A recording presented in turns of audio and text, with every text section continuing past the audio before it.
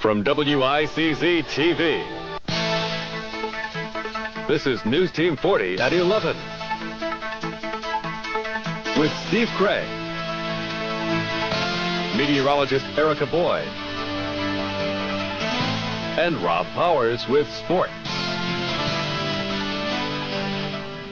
Good evening. Steve has a night off. In the news tonight, the UN votes to send forces to Somalia. The decision says troops should make sure that humanitarian aid is delivered to starving Somalians by all means necessary. The vote means as many as 28,000 U.S. troops could be on their way to Somalia, the first troops landing in the next couple of days. NBC's Sandy Gilmore reports on the UN decision and what it means for the United States. The Security Council vote was 15-0, even including a normally reluctant China to authorize the use of force and make Somalia safe for food and medical relief. Once deployed, our military forces will remain in Somalia no longer than is necessary. President Bush called on African and other world leaders to support the operation with troops and money if possible. He met defense officials to work on an action plan. It calls for Marines who are already off the Somali coast to go ashore as early as this weekend and establish landing zones, including the main airport, now being held by a UN force.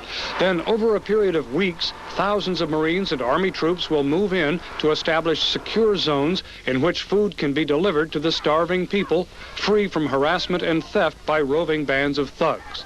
The U.S. will control its own troops under nominal UN leadership. We're not looking to go in with guns blazing. We are seeking to provide humanitarian relief. We're coming to the aid of the people of Somalia at the request of the United Nations. It's a sensitive operation, entering a sovereign country uninvited. The U.S. wants to turn the operation over to the UN as soon as any resistance is crushed. Officials bristle at terms like invasion and occupation. But there is not an external aggression. There is a simple disintegration of the Somali state and a need to establish the security conditions. But the unprecedented mission bothers some in Congress. My concern continues to be that this is such a change in direction, a fundamental change in our foreign policy. President Bush does not want the U.S. phase of the operation to drag out and wants to turn it over to the UN by January 20th, the day he leaves office. Sandy Gilmore, NBC News, the White House. Troops at Fort Drum Military Base in New York could be among the first units deployed to Somalia. Members here spent the day packing up equipment. They've been told to get ready and certainly not to make any long-term plans. Members of the 10th Mountain Division are on alert, ready to participate in the relief efforts in Somalia. Base officials won't comment on any missions right now, but those who serve are getting ready to spend Christmas away from home. My daughter and I just arrived here. If need be, I got my daughter's godmother waiting in Pennsylvania in case I have to go. I'll be away from family and everything. And I just had a son, so it was his first Christmas.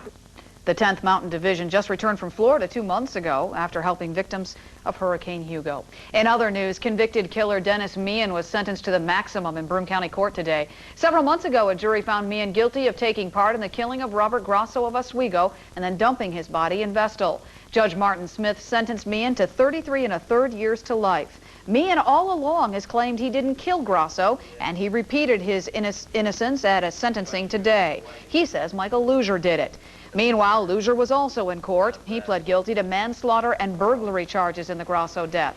His plea was in return for testimony against Meehan and a third man also guilty of murdering Grosso, Thomas Gonza.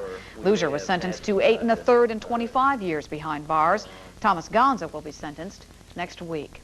Fired State Police investigator David Harding will stay in jail until his sentencing. He'll be sentenced for committing perjury.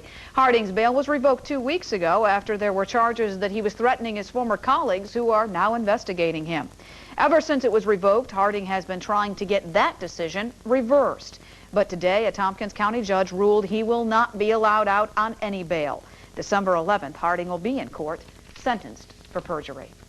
A Catholic diocese in Massachusetts has agreed to pay 68 people who claim they were sexually assaulted by the former priest in the 60s. Father James Porter is accused of sexually abusing dozens of kids. Today, the Catholic diocese agreed to pay an undisclosed amount of money to the alleged victims of that abuse. The settlement covers people in Massachusetts, Rhode Island, and New Hampshire. No amount of money can compensate them for what happened to them. No amount of money can compensate them for the childhood that was taken away from them. Porter is on trial in Minnesota on charges he has sexually assaulted a 15-year-old girl there. More than 30 people were hurt, one critically, after a head-on crash between a tour bus and a truck in Bangor, Maine today. State police say the bus was carrying a tour group on its way to New York City when it collided with a pickup truck. In all, 33 people had to be taken to the hospital for injuries. Making Route 17 between the town of Kirkwood and Windsor safer is the plan of the New York State Department of Transportation. The DOT wants to spend $17 million to remove the at-grade intersections on Route 17 in that area. It would mean some homes and businesses would also have to be relocated. The first in a series of meetings was held tonight to explain the proposal, and News Team 40's Jeff Oliveri was there. Project to try to maintain local access and local continuity throughout both sides of Route 17. We intend on constructing a new service road from Johnson Road over to where Frost Road, and then eventually to where the West Windsor Firehouse is. Folks turned out in West Windsor to listen to the State Department of Transportation explain its plan. The dangers posed by the present at-grade intersections were obvious to most. They have been the cause of numerous accidents throughout the years. So the culture of the driver is to not be expecting driveways, not be expecting people turning out in front of them, and they're traveling at high speeds. So that's a culture that's intermixed with your local traffic, your local intersections. Not everyone was happy with the idea of constructing a service road along Route 17. Some felt that the fewer number of interchanges with the highway would mean extra driving and therefore would waste gas. That turns into a lot of gas. Are you guys going to look at gas consumption as part of your environmental impact statement? Others were concerned about the increased traffic that the secondary roads would have to handle under the scheme. Were any of the people in 5 Mile Point notified how this might affect them? Because there's lots of kids in that area. And I don't think they want the increased traffic through there. And there was a call for the DOT to take a look at other options than the one planned. Why don't you look at extending Foley Road over to Corporate Drive down in 5 Mile Point? That would give you access east and west.